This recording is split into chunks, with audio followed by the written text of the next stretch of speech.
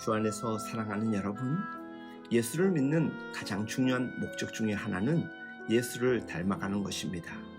말하는 것과 생각하는 것, 그리고 성품까지도 예수를 닮아가는 것입니다.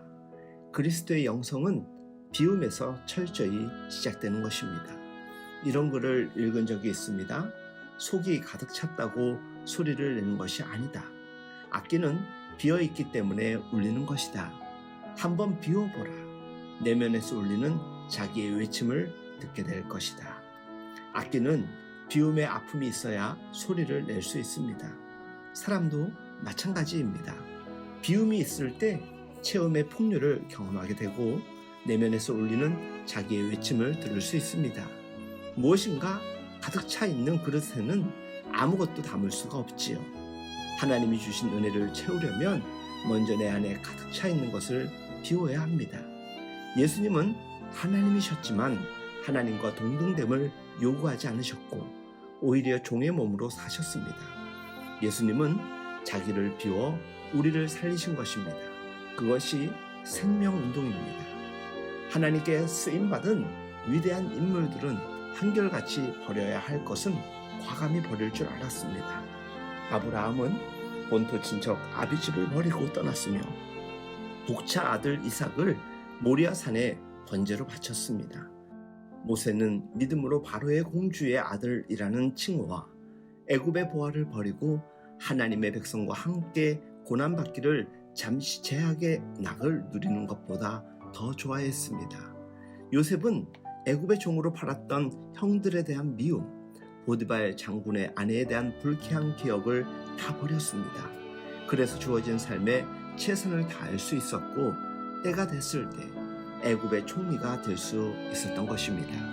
버리지 않으면 더 소중한 것들로 채울 수가 없습니다.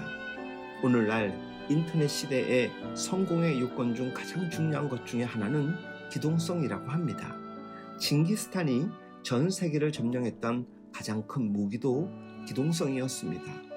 군사 1인당 7마리의 말을 몰고 다니면서 1시간 동안 말을 탄 후 한 마리 지치면 다른 말을 갈아타고 계속 진격해서 순식간에 적을 치니 도저히 당할 군대가 없었던 것입니다. 그 기동성으로 총 인구 200만, 군사 10만 명으로 세계를 제패할 수 있었던 것입니다. 그가 말했습니다. 내가 버릴 것을 다 버리고 나를 극복하니 나는 징기스탄이 되었다. 특히 욕심을 버려야 합니다. 욕심이 잉태한 즉 죄를 낳고 죄가 장성한 즉 사망을 낳기 때문이다 라고 성경은 전합니다.